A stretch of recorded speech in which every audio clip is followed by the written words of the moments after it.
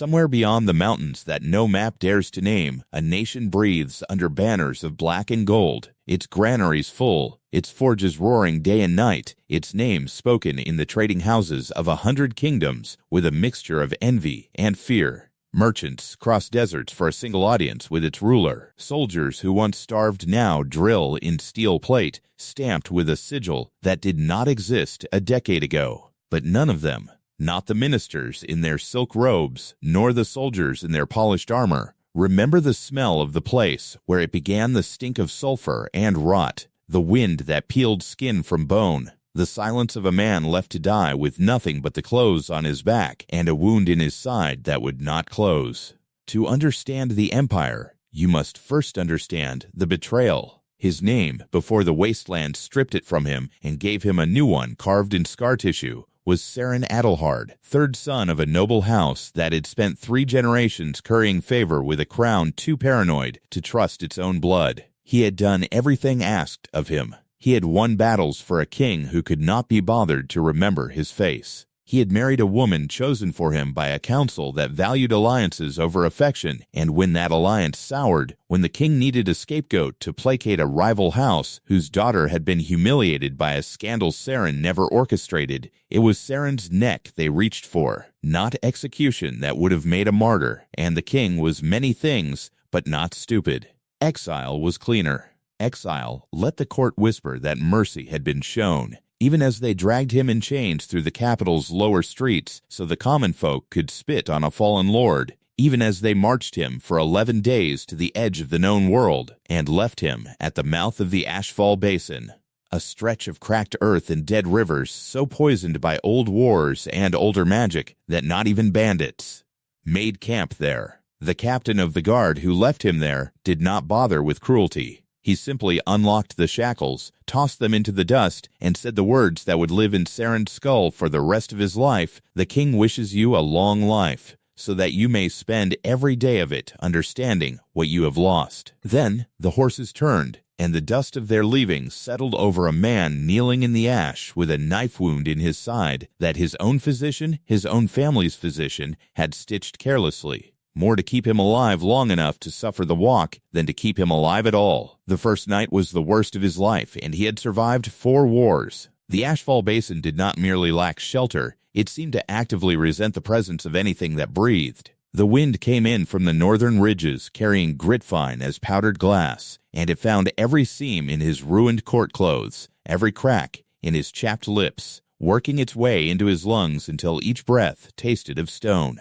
The temperature dropped so fast after sunset that the sweat on his skin turned to a second, colder skin of its own, and he understood within the first hour that court robes, however finely tailored, were death sentences in a place like this. He tore the outer layers away and wrapped them around his torso and legs instead, less for elegance and more because a corpse feels no shame about how it's dressed. He found a shallow depression behind a spur of black rock, curled into it like an animal, and listened to something out in the dark he never learned what dragging itself across the basin floor with a sound like wet leather on stone. He did not sleep so much as lose consciousness in increments, jerking awake every time the wind changed pitch, certain each time that this was the moment something finally decided to feed. He nearly died in the first week, not from any single dramatic wound, but from the slow arithmetic of exposure, thirst, and infection working against him all at once. The wound in his side wept a yellow fluid that smelled of copper and rot,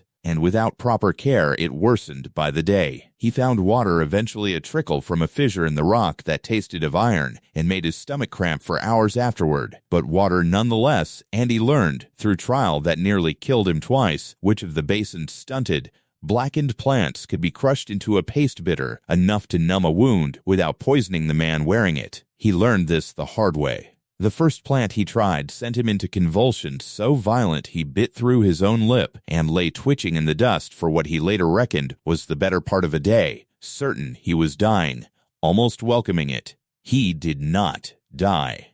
He simply woke, weaker, angrier, and more determined than before, because somewhere in that fever he had decided something that surprised even him. He refused to let a king who had never once looked him in the eye be the last thing that ever mattered about his life. The days that followed were not a story of triumph. They were a story of a man relearning what his body was for. He built no shelter worth the name for the first month, only a lean-to of scavenged bone and stretched leather from something long dead, propped against the black rock spur that had saved his life the first night. He ate insects that tasted of ash, and once, in desperation, a lizard he caught with his bare hands after 3 failed attempts that left his palms bleeding and his pride in tatters. He learned the rhythms of the basin, the way a soldier learns a battlefield where the wind was worst, where the ground held heat longest after sunset, which of the black rock formations offered a lip of shade at midday when the sun turned the cracked earth into a furnace. He talked to himself, at first out of loneliness, and later as a discipline, narrating his own actions aloud because the sound of a human voice, even his own ruined and cracking one, was the only proof he had that he was still a man and not simply another dead thing the Wasteland hadn't finished with yet. It was in the 6th week, while digging a wider pit for water near the fissure that had kept him alive, that his shovel, a flat shard of bone lashed to a stick. The closest thing to a tool he owned struck something that did not behave like stone. It gave a strange resonance, a dull heaviness under the blow, and when he cleared the grit away with cracked and bleeding fingers, he found a vein of ore threading through the black rock, dull yellow beneath a crust of oxidation, warm to the touch even in the freezing pre-dawn air. He did not know, in that moment, what he had found. He was a soldier and a disgraced lord, not a prospector. He scraped a piece free with the edge of his makeshift shovel and turned it over in the weak light, and something old and half-forgotten stirred in him a memory of his grandfather's stories about the western mines, about ore that ran warm, because it wasn't ore at all in the way court scholars understood the word, but something the old tongues called living gold, veins that had grown, however slowly, from whatever ancient catastrophe had turned this basin into a graveyard in the first place. He did not know if the memory was true, or the fevered dream of a starving man. But warmth in a place this cold was not something to be ignored, and where there was one vein, his soldier's instinct told him there would be others. The grind that followed consumed the better part of a year, and it was nothing like the swift montage a court poet might have made of it. He broke 2 of his makeshift tools in the first month, alone. The bone shovel splintering against rock harder than his estimation, the stone hammer he fashioned afterward slipping from a grip weakened by malnutrition and cracking down onto his own foot with a force that left him unable to walk properly for 11 days, hobbling to the water fissure and back on a limb swollen purple and screaming with every step. He built a proper hammer next, this time lashing a heavier stone head to a longer haft with strips of dried sinew, testing the balance obsessively before he trusted it near his own body again. He dug with his hands when the tools failed him, his nails splitting, the pads of his fingers wearing down to raw meat that he packed with the bitter plant paste each night. Gritting his teeth against a sting that felt like fire poured directly into the wound, he learned, through burns and cracked skin and one near-fatal bout of smoke inhalation, how to build a furnace from stacked stone and clay scraped from the basin's dry riverbeds, how to coax a fire hot enough with dried brush and animal fat rendered from what he could trap. How many hours of bellows, work a bellows he built from stitched hide and hollowed bone, failing 3 times before one held air it took to soften the ore enough to separate the gold from the dross. His hands, once soft enough to hold a quill and sign treaties, became a ruin of calluses and burn scars, and he stopped noticing the smell of scorched hair and hot metal because it had become, simply, the smell of his life. The gold, when he finally held a crude, misshapen nugget of it in his palm after months of failure, did not feel like victory. It felt like proof that the Wasteland had not in fact killed him, and proof that whatever the king believed he had discarded, it was worth more than a court full of men who had never once bled for anything they claimed to own. He did not celebrate. He simply began digging the next vein, because a single nugget meant nothing to a man alone in the wilderness.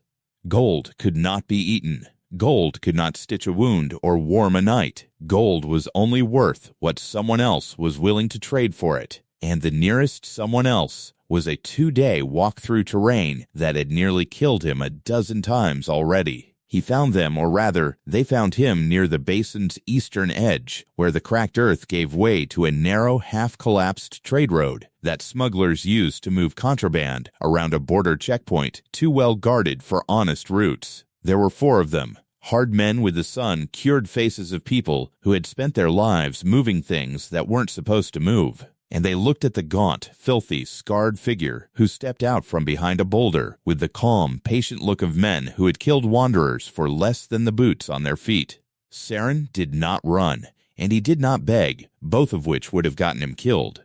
He held up the gold, 3 crude nuggets, and a fistful of dust panned painstakingly from the fissure's runoff. And he let the leader's eyes do the calculating for him. He watched the man's greed war with his caution, watched him wonder how many more nuggets might be sitting wherever this ruin of a man had come from. And Saren used the silence the way he once used silence in court, letting the other man's imagination do the negotiating. When the smuggler finally asked where the gold had come from, Saren only said that the basin held more than the maps admitted, and that a man alone could dig, but a man alone could not carry, guard, and trade at once. He was not selling gold. He was selling a partnership, and he made sure the smuggler understood the difference, because a partner protects his investment, while a robber simply takes it and leaves a body behind. It was a thin, dangerous line to walk with a knife's edge of truth in it, but it worked. The smuggler took the gold at a price that would have been criminal in any honest market, and Saren let him, because he understood something the smuggler didn't yet, that this first, lopsided trade wasn't about profit. It was about proving the gold was real, and that there was more where it came from, and that the man digging it out of the earth was not prey. Word travels strangely in places abandoned by kings. Within 2 months, the smuggler returned, this time with tools, real tools, iron picks and a proper bellows, traded not for coin, but for a promise of first rights to whatever Saren pulled from the ground.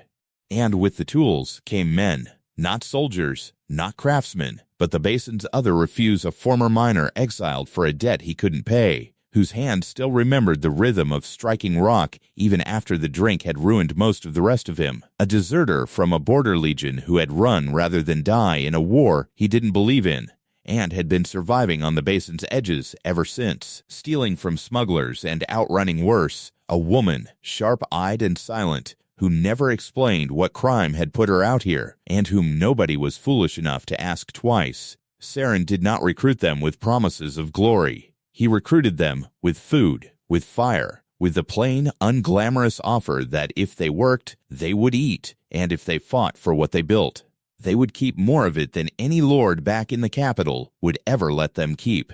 It was not loyalty born of love. It was loyalty born of the oldest contract there was the trade of labor for survival, and Saren, who had spent his whole life inside a court built on prettier lies, found there was something almost holy in a bargain this honest. The operation grew the way scar tissue grows slowly, ugly, but strong. They dug new shafts reinforced with timber, hauled at brutal cost from the nearest tree line 3 days' walk away. They built a second furnace, then a third, the miner teaching Saren the finer points of separating pure gold from the strange, half-alive ore that the old tongues had named true, showing him how to read the color of a flame to know when the metal was ready. They built walls, low and ugly at first, more windbreak than fortification, and then higher, reinforced with the black rock that seemed endless beneath the basin's cracked skin. And it was inevitable as anything Saren had learned in this place, that men who had heard whispers of gold in the Wasteland would eventually come to take rather than trade. They came at night, 11 of them, deserters and raiders drawn by rumors that had grown, as rumors do, into something far larger than the truth of fortune buried in the dead basin, guarded by nothing more than a handful of outcasts. They were wrong about the guarding.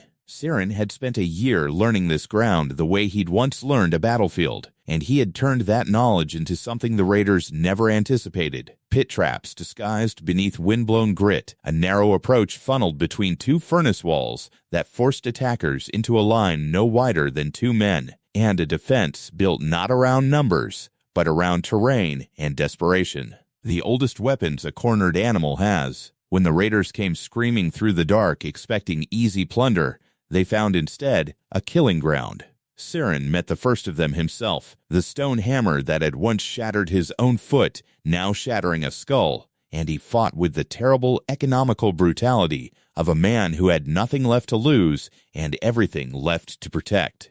The former deserter picked off 2 more from the wall with a hunting bow fashioned from bent iron and gut string. The miner, drunk on rage rather than liquor for once in his ruined life, buried a pickaxe in a man's chest with a sound Siren would remember for the rest of his days. By the time the sun rose over the basin, painting the black rock the color of old blood, 6 raiders lay dead, and the rest had fled into the wasteland that had nearly killed Siren himself a year before, and he did not chase them, because a wasteland like this rarely let anyone leave twice. He stood afterward at the edge of what they had built, the crude furnaces breathing smoke into a bruised dawn sky, the low walls stained now with more than dust, the handful of exhausted, filthy, living men and 1 woman who had chosen to stand and fight rather than run, and he understood, with the clarity that only survival grants a man, that something had shifted in the ground beneath his feet as surely as the gold had shifted beneath the basin's crust. He was no longer a discarded lord scraping at rock to stay alive. He was the architect of something with walls and fire and loyalty bought in the oldest, most honest currency there was. He looked out over the wasteland that had been meant to be his grave, at the smoke rising from furnaces that had not existed a year ago, at the men who had bled beside him rather than for a king who never learned their names. And somewhere beneath the exhaustion and the ache of a dozen half-healed wounds, a single, cold thought settled into him like a foundation stone being laid. This was not the end of his story. This was only the ground floor. Somewhere beyond the mountains, a king who had left him here to die still sat on a throne he had never once earned through blood,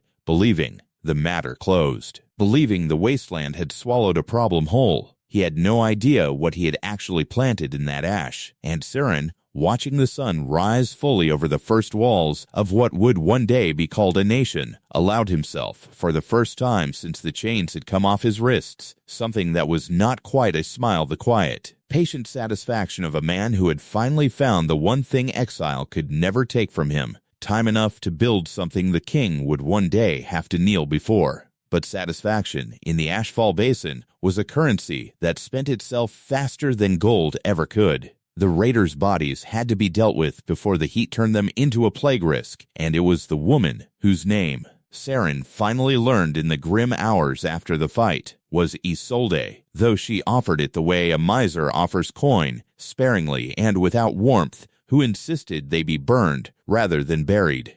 "Bury them," she said, "and something in this ground will find a use for the meat." She never explained what she meant by that, and Siren, who had already seen things move at the edges of his vision that he chose not to investigate too closely, did not ask twice. They built the pyre downwind, and the black smoke that rose from it mixed with the furnace smoke, until the whole basin seemed to be in mourning for a version of the world that no longer applied out here, a world with courts and laws and men who answered to something other than hunger and iron. The days after the raid were not a celebration. They were an accounting. 2 of the low walls had been breached in the fighting and needed rebuilding with stone dragged up from a quarry pit that grew a little deeper, a little more dangerous every week. The former Legion deserter, a broad, quiet man everyone had simply taken to calling Tomas after enough weeks that his old name stopped mattering to anyone, including himself, had taken an arrow through the meat of his shoulder that Siren cauterized with a heated blade, while the miner held him down and Isolde fed him a strip of leather to bite through. He screamed anyway. The sound carried across the basin and came back changed by the rock formations, echoing like something mocking them, and Siren remembered his own screaming in that same basin a year before, and understood. with the particular clarity of a man who has been on both sides of a wound, that pain out here was simply the tax everyone eventually paid for the privilege of staying alive. It would have been easy, in the weeks that followed, to let the fear of another raid calcify into paranoia that ate the operation alive from the inside, and for a time it nearly did. The miner, whose real name was Corvain, though he answered just as readily to Old Man, or worse, argued that they should abandon the open dig sites and consolidate everything behind the walls, digging inward rather than outward, sacrificing yield for safety. Tomas, still pale from blood loss but stubborn as ever, argued the opposite, that safety without growth was simply a slower death, that the basin would eventually claim them through starvation if raiders didn't claim them through steel first. Saren listened to both arguments the way he'd once listened to generals arguing strategy in rooms with better lighting and worse stakes, and he made the decision that would define the shape of everything they built afterward. They would do both, digging outward in daylight under guard, retreating behind walls that grew taller and thicker with every wagon load of stone, until the operation stopped looking like a camp of desperate men and started looking, however crudely, like something with borders worth respecting. The smuggler, a wiry, calculating man who went by Renar, and who Surin never once trusted further than he could see him, which in the basin's constant haze of dust and smoke was rarely more than 30 paces became. Against every instinct Saren had cultivated in his old life, something like a reliable partner. Reliable not because Renar had grown honest, but because Saren had made himself indispensable in a way that made betrayal unprofitable, and there was no loyalty in this world, Saren had come to believe, more durable than a man's own greed properly aligned with yours. Each trade grew larger. Where the first exchange had been 3 nuggets for tools no honest merchant would have priced above a week's wages, later trades brought proper ore hammers forged by actual smiths, canvas for real tents, salt glorious, life-changing salt, which Surin had not tasted in so long that the first pinch of it on his tongue nearly brought him to his knees in the dirt in front of men he was trying to impress with strength, not sentiment. He learned to hide the tears that came anyway, turning his face toward the furnace smoke and calling it grit in his eyes. With salt came the ability to properly cure meat, and with cured meat came the ability to send hunting parties further from the basin's heart without the constant terror of starvation nipping at their heels. And with that expanded range came the first true expansion of the operation beyond gold alone. They found, 3 weeks into a hunting expedition led by Tomas along the basin's northern ridge, a seam of a different mineral entirely. A dull, gray-black stone that meant nothing to any of them until Renar's next visit, when the smuggler went very quiet and very careful in the way of a man trying not to betray how much something is worth.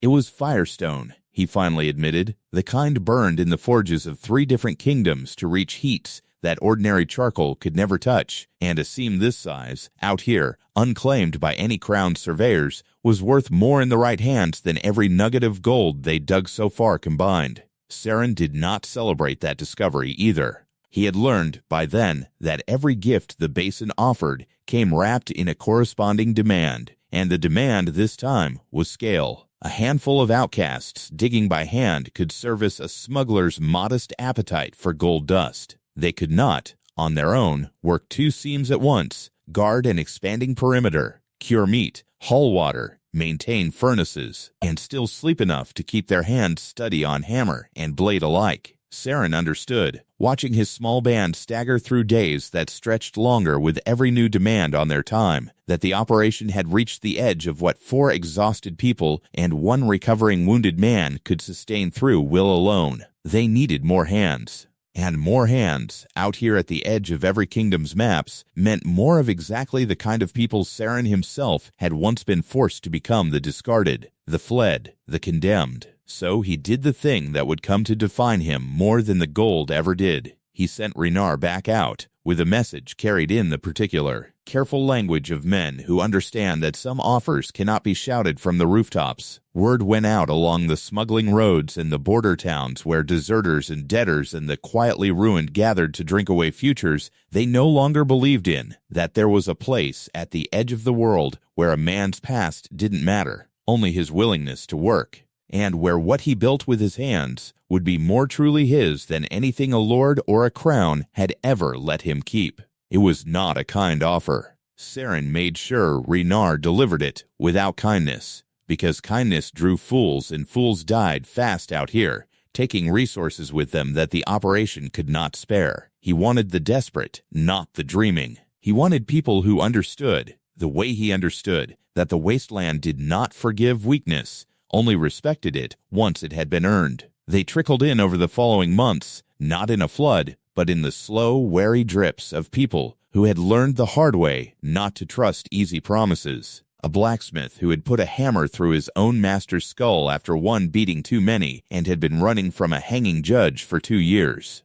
A pair of brothers, farmers once, whose land had been seized by a tax collector who miscounted, deliberately or not, and left them with nothing but each other and a grudge they nursed like a fire in winter. A former court scribe of all people, thin and soft-handed, and entirely useless with a pickaxe, who nearly got turned away at the wall until Saren realized, watching the man's eyes catalog the layout of the furnaces and the flow of ore with obvious hunger, that here at last was someone who could keep records, track yields, calculate trades properly instead of by rough guesswork, someone who could turn a mining camp into something that functioned like the beginning of an economy rather than a permanent emergency. Each new arrival meant new mouths to feed and new bodies that had to be tested in the basin's brutal way before they could be trusted. Saren instituted no ceremony for this, no oath-taking, no speeches. He simply put a pick in a newcomer's hands and watched how they worked when exhausted,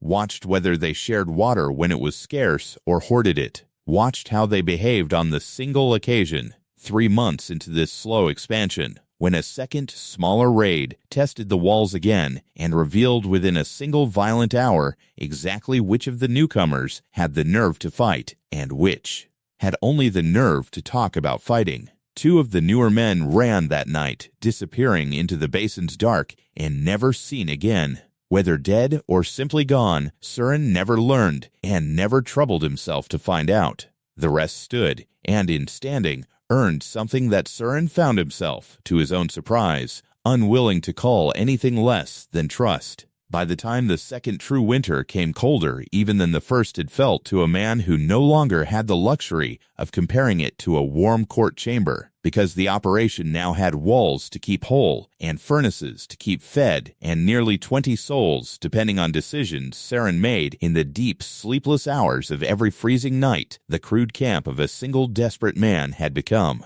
Something that Corvain, in a rare moment of dry humor, began calling the Ashfall, half in mockery and half, Saren suspected, in genuine pride. The name stuck the way names do when nobody quite remembers deciding on them.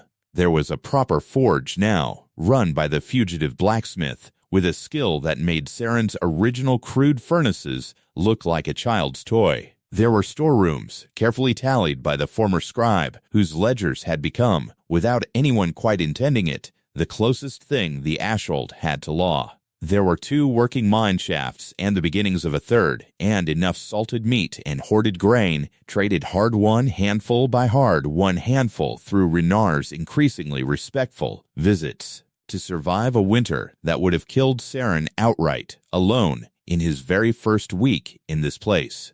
He stood at the top of the tallest wall on the night the first snow, if it could be called that, more gray ash-flecked sleet than the clean white he remembered from the capital's winters, began to fall over the Ashfall, and he watched the lights of the settlement below him.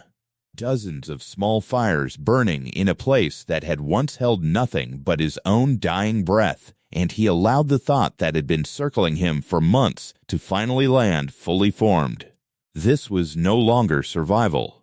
Survival had a ceiling, a point at which a man simply stopped dying and called it enough. What was growing beneath him had no ceiling that he could see. Not yet. Not with the Firestone seam barely tapped and the smuggling road slowly turning into something closer to trade routes and the desperate men who arrived each month bringing skills and grudges of their own that, pooled together, amounted to something dangerously close to an army waiting for a purpose. He thought, as he often did on nights like this, of the king's exact words at the moment of exile, that he wished Seren a long life, so that he might spend every day of it understanding what he had lost. Seren found, standing on his own wall, over his own fires, among people who had chosen to stay and bleed for something they were building rather than something they were born into, that he understood something rather different than what the king had intended. He understood exactly what he had lost, yes, but for the first time since the chains came off his wrists, he understood with equal and growing clarity exactly what he now stood to take back, and from whom, and that the ledgers being kept in the scribe's careful hand were not only tracking ore and grain. Somewhere beneath the columns of numbers, in a place only Seren's mind could read, another tally was being kept as well, one written in the names of every man who had put those chains on him in the first place, and one he intended, patiently, methodically, the same way he had learned to coax gold from dead rock to see settled in full.